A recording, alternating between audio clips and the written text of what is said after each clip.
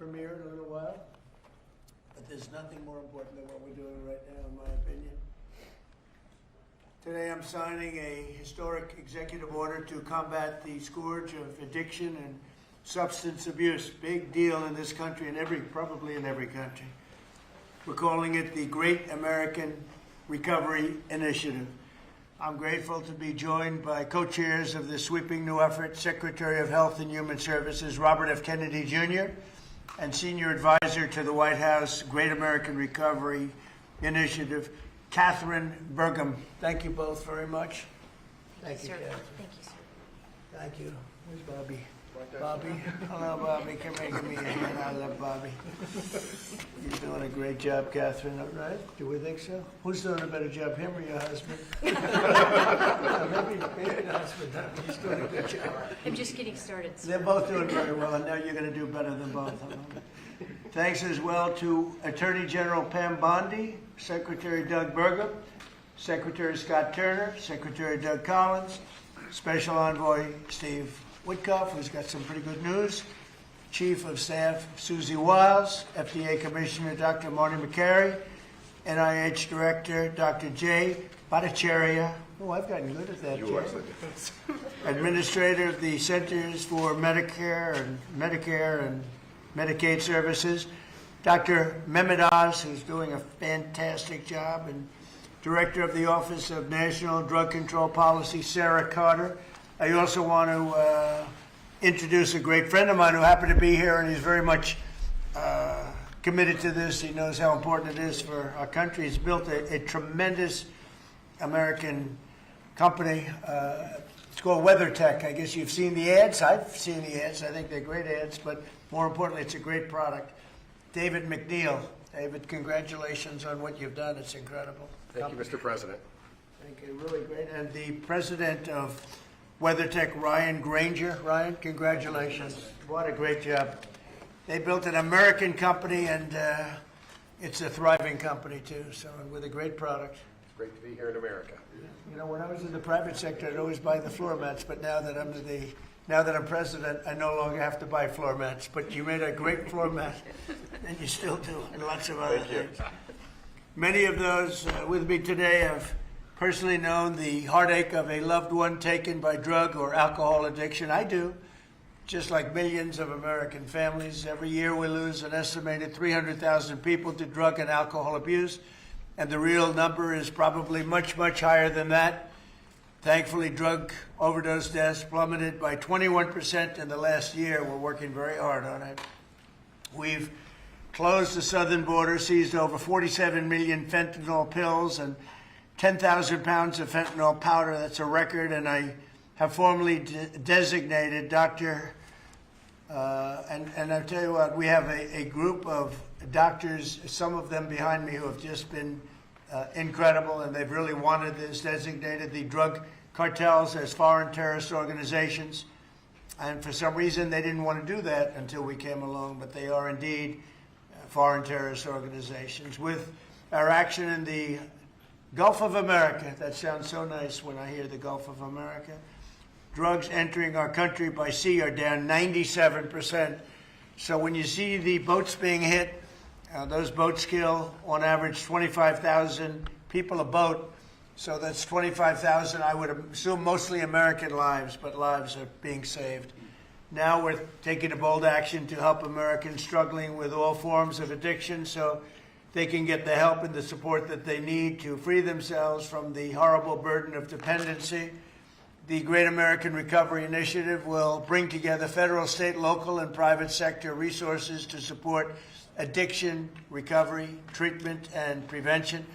And it will help mobilize the full resources and authority of the federal government to help stop this tremendous plague. And I'd now like to invite Secretary Kennedy to start, and then Katherine Bergam, and then I'll sign the order, which I've just signed, and wanted to make sure the signature was good. Took my time, and let me just see.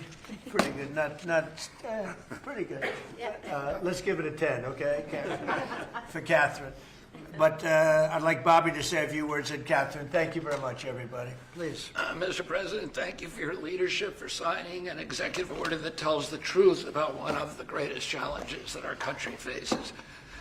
Addiction is not a moral failure, it is a disease. It's chronic, it's treatable, and for too long our nation has responded with fragmentation, with stigmatization, and silence instead of science, compassion, and coordination. Today, President Trump changes that. With the Great American Recovery Initiative, we finally bring the full strength of the federal government together across healthcare, law enforcement, housing, labor, faith communities, and the private sector to save lives, restore families, and rebuild communities that addiction has hollowed out. Nearly 50 million Americans suffer from substance use disorder. Many never receive treatment. Even more don't believe that help is possible. That is not because recovery doesn't work, it's because our systems have failed to reach the people where they are early enough, long enough, and with dignity. This initiative fixes that. We will align federal programs instead of letting them operate in silos. We will set clear, measurable goals and report honestly to the American people. We will use evidence-based care, modern science, and continuous support, just as we do for heart disease, diabetes, and other chronic illnesses. We will focus on prevention before addiction takes hold. We will intervene early. We will expand access to treatment that leads to real, long-term recovery.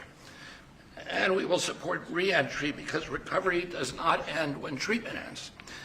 It succeeds when people return to their families, their jobs, and their communities with purpose and with hope.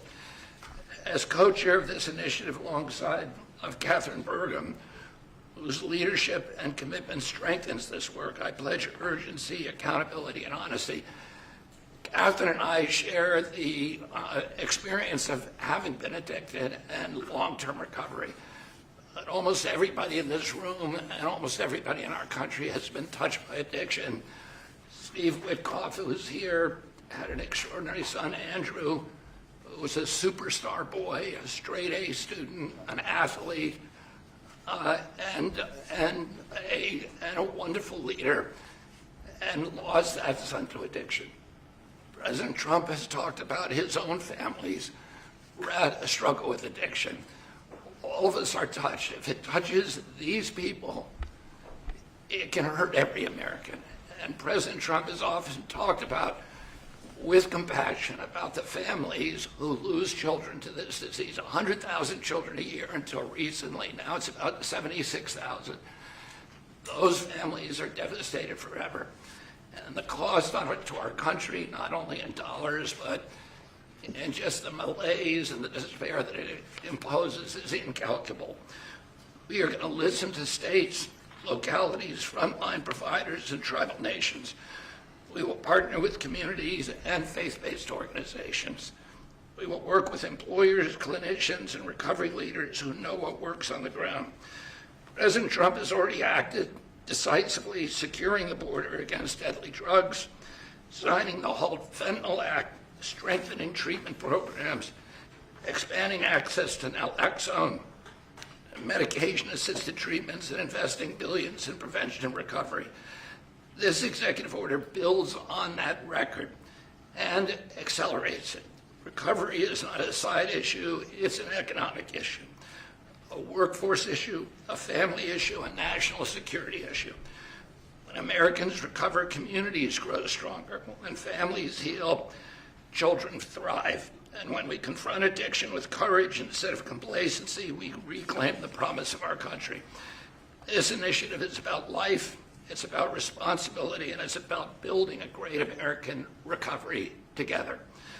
With this executive order and with major announcements that I will announce next week, we are taking decisive action to make America healthy again. Thank you. Thank you, Bobby, and great job. And you're doing a fantastic job. He's doing a fantastic job. And I saw his wife yesterday, and she confirmed that he's doing a fantastic job. So she's on your side, you know that, which is great. And Oz, thank you for being here. We appreciate it. Katherine, please, go ahead. Thank you, Mr. President. Thank you so much. Your leadership today, relative to this announcement about the Great American Recovery, is a gift to all Americans who are suffering from the brain disease of addiction. And I also want to thank First Lady Melania Trump for her leadership during your first administration, and now the work she's doing championing youth and children, especially related to foster care, where early trauma and instability are often consequences of the disease of addiction. Addictions touch this administration in real and profound ways. President Trump, you've openly spoke about your brother Fred, who struggled with addiction, shaped your life and your understanding of this disease. And Susie Wiles carries the lived experience of her father, the late, great Pat Summerall, whose recovery journey became a source of hope for millions. Vice President Vance has shared his story of his mother's battle and recovery. And as Secretary Kennedy just said, he brings his own lived experience, proof that recovery is not theoretical, it is possible. These stories matter because they are not isolated. They reflect the reality of the over 190 million Americans, that's half our nation, who are impacted in some way by the disease of addiction. And I am one of them. I started drinking in high school, and I was a blackout drinker from the start. For 20 years I struggled, relapsing constantly starting over, constantly trying to stay sober and failing. I reached a point where I truly did not believe there was one single reason for me to keep living, and I was suicidal at the end of my drinking. One day I was out walking alone. I didn't have faith, I wasn't religious, but something in me said I should ask for help. And out loud to no one, because it was just me, I said, I don't know if anyone is there, but I need help. And that was the day I became sober. 15 years later, I found myself somehow standing in front of people as First Lady of North Dakota, thanks to him. But I was asking people to share their stories openly about addiction so we could eliminate the shame and stigma, so more people would reach out for help and more lives could be saved. And today I'm standing here in this incredibly beautiful Oval Office. And if not for the grace of God, I would not be alive today with over 23 years in recovery.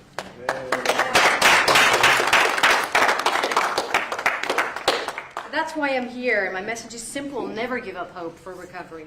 Mr. President, I also want to thank you for allowing me to stand here with you today. I was in this building in 2017 when the administration announced the national response to the opioid crisis. And nearly a decade later, the crisis remains, and in many ways it has grown worse. Not because we lacked compassion, not because we lack effort, but because we never fully aligned our system with the truth. Addiction is not a moral failure. It is not a character flaw, and it's not simply a behavioral issue. Addiction is a lifelong, chronic, relapsing medical disease, as real as diabetes, cancer, and heart disease. And when we fail to treat it as such, we don't treat the disease, and we pay mightily for the consequences. Emergency rooms, jails, foster care, overdose deaths, and broken families.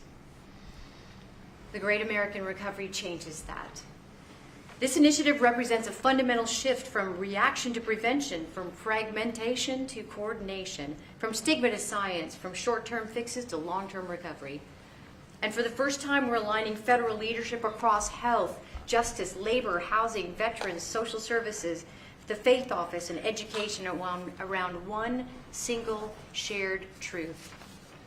When addiction is treated early and correctly, people recover and families heal. Addiction is a generational disease, and if we don't treat it properly, it repeats from parent to child, from community to community. And when we treat it like a lifelong condition, the condition that it is, we stop that cycle. We save lives, we restore families, we rebuild communities, we return people to dignity, purpose, and productivity. Mr. President, thank you for seeing this moment clearly. With your leadership and the Great American Recovery Initiative, we're establishing a new framework and a new national response to the disease of addiction, including treatment and care that parallels other chronic diseases.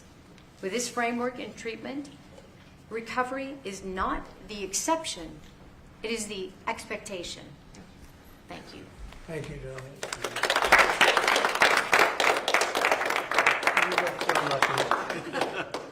You know, I saw them riding horses in a video, and they said, "Who is that?" I was talking about her, not him. And they explained it. I said, "I'm going to hire him because anybody has somebody like you to be with. It's an amazing tribute, and it's a great couple, amazing couple." And she's very much a part of his big success. He was a fantastic success, as you know, having been one of the most successful business people. And I saw him campaigning, a great governor, two-term governor. He did a fantastic job, North Dakota.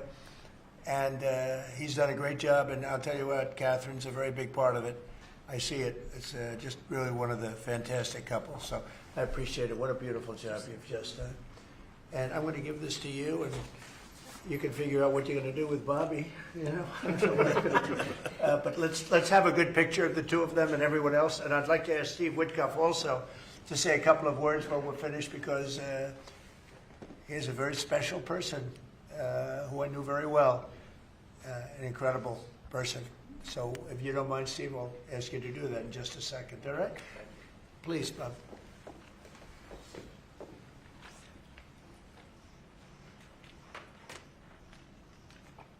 Okay. Thank you very much, Catherine. Thank you very much. Thank you. Great job. Thank you so much. Steve, please. The president is doing the same thing to me now that he did to me in 2017. You remember, Catherine? Yeah, we were sitting next to each other. Yeah. Yes. So I want to tell the story about this. So I came to the opioid conference, and the president did not know I was coming because I was invited by the First Lady.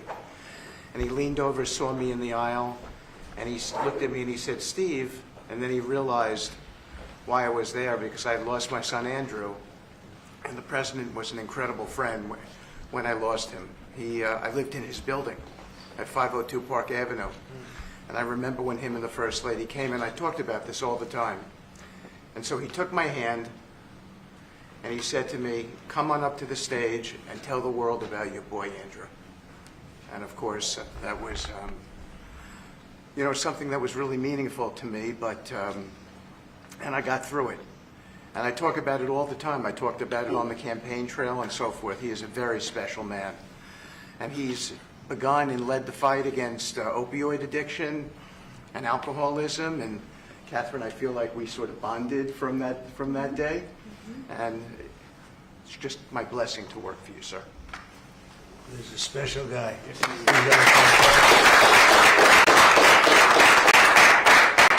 He and a group of people, Jared helped and others helped. Steve, peace in the Middle East, and we're there. Yes. A couple of little flames, but they're very little by comparison, and they'll go out quickly. Yes. They're already going out. And he's now trying very hard to settle up with Russia and Ukraine, and I think a lot of progress is being made there. And I told that Russia's not doing any shooting for a period of time during this Because of you. horrendously cold weather. Because of you. So we asked President Putin if they could stop the shooting for a week. They're being hit with proportionately the kind of cold that we're being hit. It's much colder in Ukraine to start off with, but it's really cold now, and he agreed to do that. We appreciated that very much. It's a nasty war. It's a nasty, nasty war.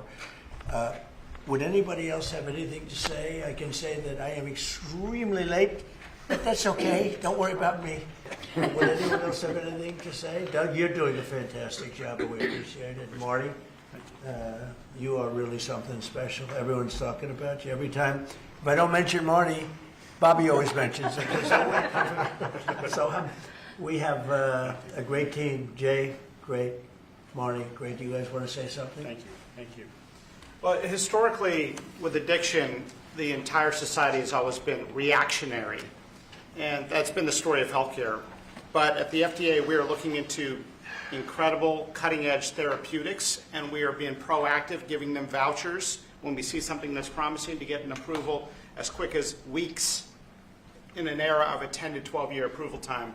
And the ultimate therapeutic is community, houses of worship, addressing loneliness. And so that's part of the MAHA agenda, thanks to Bobby's. Thank you, Mr. President. Thank you very much. Great job. Thank you. Jay? Mr. President, in 2018, you launched the HEAL initiative, helping to end addiction long-term at the NIH.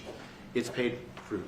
It's yielded fruit. The ingenuity of small business has developed products that can deal with pain without opioids. The naloxone, which saves lives, Right. that was the fruit of NIH. And for the kinds of investments that are your administration that you made, starting from the first Trump term to now, will continue to pay dividends. The kind of research that the NIH is doing will help turn the tide, make people's lives so much better, restore families. All of the addiction that we've seen, 80,000 deaths we saw, the huge spike in addiction deaths, during the first Biden term is going to be a thing of the past, and I'm so proud to be part And of this. fellas, some great things happening, right? Yeah. Marty, there's great, really great things happening, I hear. And some pretty big announcements over a short period of time, right? Yep. Moving drugs over the counter so you don't need a prescription. Yeah, right. Naloxone, which treats opioid, is one of those drugs. And we're being proactive with synthetic 7-OH, a new opioid that's showing up. And we're working with the DOJ on addressing that because chemists are coming up with new opioids faster than the government has been able to keep up. We're going proactive on these new chemicals. That's great. No, I hear fantastic things. Thank you all very much. We really appreciate it a lot. Thank you, Oz. He's doing a fantastic job. Thank you all very much. I appreciate it. Thank you, please. Thank you.